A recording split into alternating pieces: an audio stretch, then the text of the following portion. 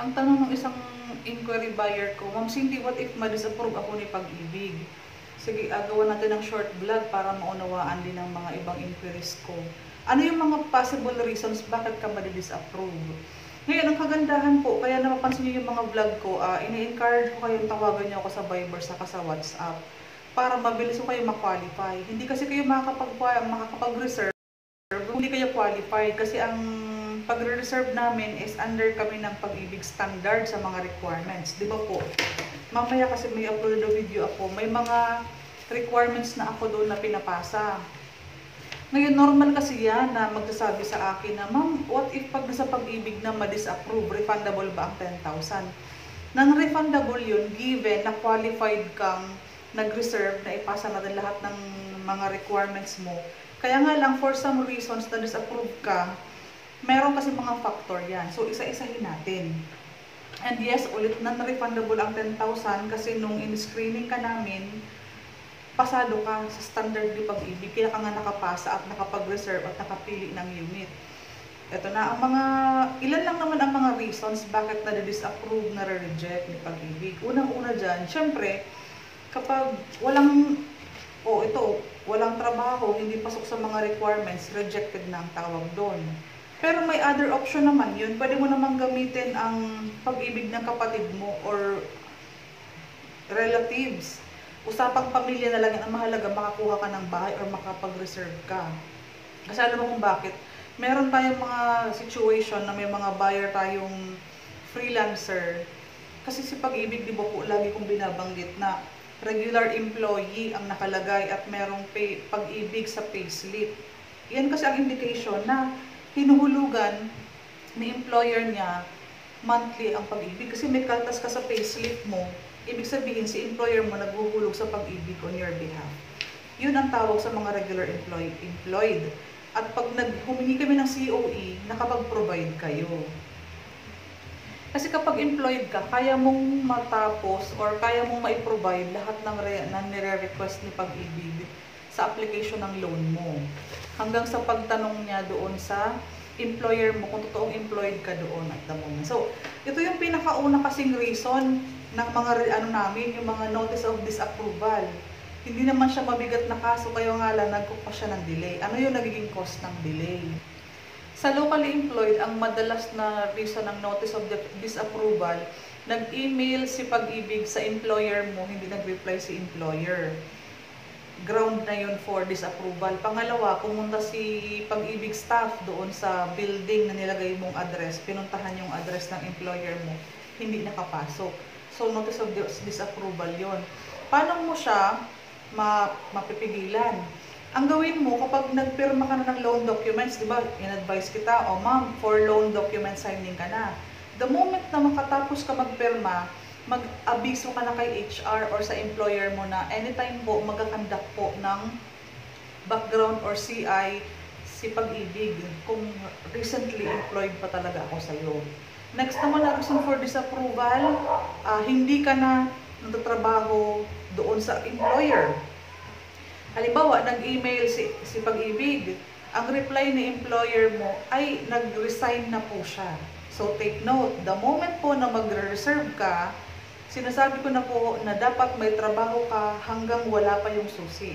Kung OFW ka, dapat po valid ang kontrata mo hanggat wala pa yung susi, hanggat hindi ka pa loan approved or hindi mo pa turn over yung bahay sa'yo. Dapat po may trabaho ka or open ka sa idea na magre-renew ka. Kasi pag nag-expire po ang OFW requirements mo, updated kontrata lang naman ang binibigay dyan. Ibig sabihin, may trabaho ka pa din. Nag-expire yung unang mong kontrata, ni-renew mo, pasok ka pa din po. Ngayon, may isa tayong very delicate situation sa marital status naman. Sa previous sa paghanap ko ng buyer, ang una kong tinatanong kung magkano ang salary. Lagi ako nakafocus sa required salary. Ngayon po, nag-revise na ako ng pag-check. Chine-check ko ang marital status kung hiwalay ka ba sa asawa or hindi. Kasi doon po sa kukunin ko teka lang. Ito po yung registration form.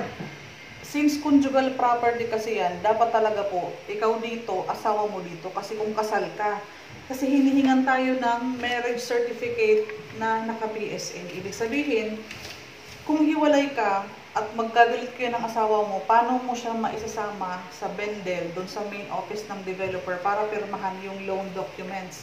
Kasi pag nag-loan documents ka, ibig sabihin po, ibabalik nila po yan kay Pag-ibig. Kung for loan approval ka na, kailangan po talaga. Kasi conjugal property yan. Wala po tayong legal separation sa Pilipinas or matrabaho po yan. Kahit po sa bank financing, since lahat, under siya ng housing loan, pare-pareho po ang standard ng ating qualification. Unang-una tatanungin ko, married ka ba? Hiwalay ka ba sa asawa? Kasi hindi natin magagawa ng paraan. Hihingan talaga po ng dalawang ID ang asawa mo at kasama siya sa mga perma-perma. At kasama siya kapag nag-loan documents. Or, kailangan kong malaman kung may asawa ka at may trabaho hindi pumasa ang salary mo. Halimbawa, let's say for example, pag sinag-place ng Naik Cavite dun sa East, ang salary required is basic plus fixed allowances. Ibig sabihin, kung 16,000 ang salary mo plus food allowances, mga fixed allowances, food, etc., pwede kang makapag-reserve. In the event na hindi pumasok ng 18,800, kailangan mo ng co-borrower. Pero ang kailangan ni Pagsinag kasi is asawa mo mismong kung kanino kakasal, siya lang po ang allowed maging co-borrower mo. May isa pang na-encounter ako ng reason for disapproval. Kapag nag-inquire ka sa akin, tinatanong ko na din kung mayroon kang previous housing loan. Anong ibig sabihin nun? Halimbawa, nung kabataan mo, kumuha ka ng loan sa low cost. Halimbawa, kung saan man na location, basta under Pag-ibig, ibig sabihin na i-turn over sa'yo ang bahay at nakuha mo ang susi. For some reason, nabitawan mo yung bahay, hindi mo nahulugan, kaya siya na-foreclose. Hindi possible. Talagang yun ang pinaka-reason bakit madidisapprove ka ni Pag-ibig. May record ka na kay Pag-ibig, blacklisted ka na ngayon kasi hindi maganda ang record mo. Dun sa una mong kinuhang housing loan, na-foreclose siya, hindi nabayaran or nawala yung bahay, nabalik sa Pag-ibig. Yun ang ibig sabihin. Kasi nasa data na yan ng Pag-ibig. Si Cindy Hapil ay kumuha sa Ciudad Nuevo pero na-foreclose siya. Way back, as in nung kadalagahan ko pa. Since ang record nun is hindi na-delete, ngayon, halimbawa 5 years old na ako, kumuha ulit ako ng Pagsibol or Pagsinag, hindi na ako qualified. Automatic, rejected ako, hindi na ako maka-avail ulit. Pero, kapag nagsinungaling ka sa agent mo, nakapag-reserve ka, hindi mo sinabi na may previous housing loan ka, non-refundable na ang 10,000 na ilalabas mo. What if nag-reserve ka sa mga ibang project na may down payment, 200,000, 300,000, tapos hindi mo sinabi sa agent mo na may previous housing loan ka, rejected ka, that's non-refundable. Ganun siya ka-delicate. Kaya pag may housing loan ka, sabihin mo sa agent mo, para magawa ng paraan, gumamit ka ng Pag-ibig ng kapatid mo, ipanotaryo mo na lang, para makakuha ka pa din ng bahay. Malay mo, para sa anak mong dalaga, para sa anak mong binata. Ganun siya, ganun ka-delicate. Kasi naka-standard tayo. May mga reasons bakit ka ma-approve ng mabilis, may mga reasons din naman bakit ka ma-reject. Kapag mga OFW naman, ang mga na-experience ko, yung mga Asian, mga Chinese countries, yung Hong Kong saka Singapore, pag dyan naman po kayo, tinatanong ko po agad, ma'am, tanungin mo muna yung amo mo kung magre-reply sila kapag tumawag si Pag-ibig.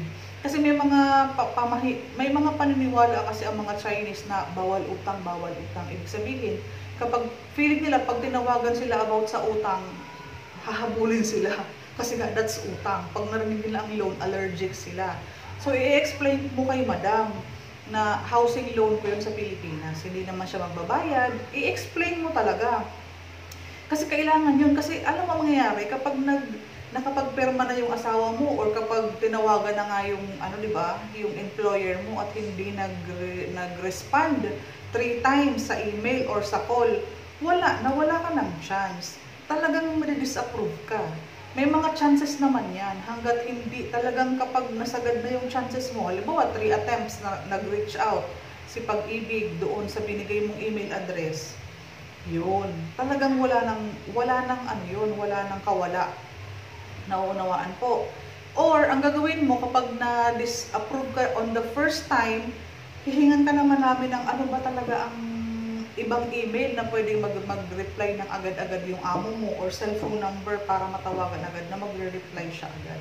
Kaya maganda nag-aabiso ka, naka-ready ka para smooth, para walang cause of delay, para walang cause of rejection, para hindi ka na magbabayad ng panibagong filing fee. Kasi di ba, na-file na, nagbayad na si developer, tapos i-refile siya. Madedelay ka, kahit sabihin mo mga 2 months, 3 months yan, i-reprocess kasi yan.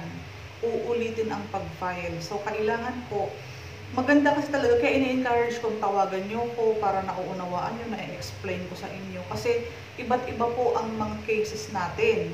May mga hiwalay sa asawa na pumapayag sumama para pirmahan ang mga nakalagay for spouse kasi kasal kasi kayo, hindi talaga magagawa ng paraan, wala namang divorce sa Pilipinas or mahirap talaga, mahirap. Sobrang hirap. Kaya dapat, kung hiwalay, yun. Basta may trabaho ka, hanggat nakaprocess ang loan. Kasi after ma-take out ang loan, wala naman ang pakialam si Pag-ibig kasi nakapasa ka.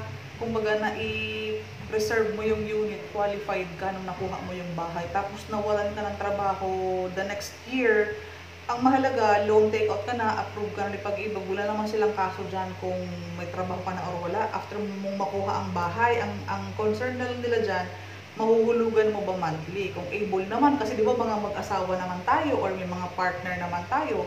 Kung wala akong trabaho, able naman bayaran ng asawa ko yung monthly, safe yun. So, sana nakatulong.